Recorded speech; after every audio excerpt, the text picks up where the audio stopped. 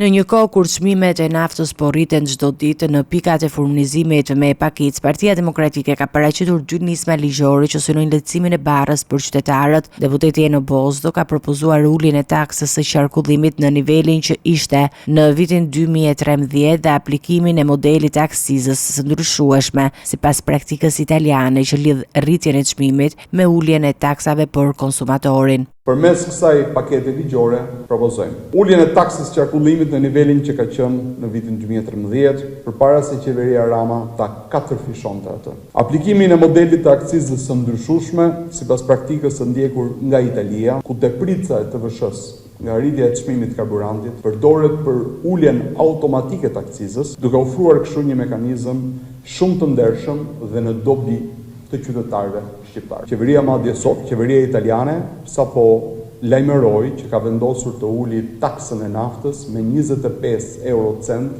për litër në ndihmë të qytetarëve të saj. Patimi i këtyre masave do të cillte një ulje të menjëhershme të çmimit të naftës, nga rreth 2000 lek për litër që shitet sot, në të paktën 175 lek për litër apo 1750 lek për litër. Kjo do të ishte një ndihmë e madhe për qytetarët shqiptar, të cilët sot përballen me vështirësi të rënda ekonomike për shkak të rritjes së çmimeve dhe mungesës së paketave mbështetëse nga ana e qeverisë. Nga ana tjetër, ministri i infrastrukturës Enea Karakaçi nuk la të kuptohej se qeveria do të marrë parasysh propozimin e demokratëve. Ai theksoi se taksa e qarkullimit zbatohet në përputhje me standardet e Bashkimit Evropian. Disa vende e mbledhin atë direkt në pikat e karburantit, ndërsa të tjera përmes taksave të mjeteve. Taksa e qarkullimit është në gjitha vendet e Bashkimit Evropian, por është ndarë në disa e segmentojnë në pikat e karburanteve ndaljen e taksës qarkullimit, disa e segmentojnë në pagesat e taksave të mjeteve. Ne kemi gjykuar dhe vlerësuar që marrja taksës së qarkullimit në pikën e karburantit është mjeti më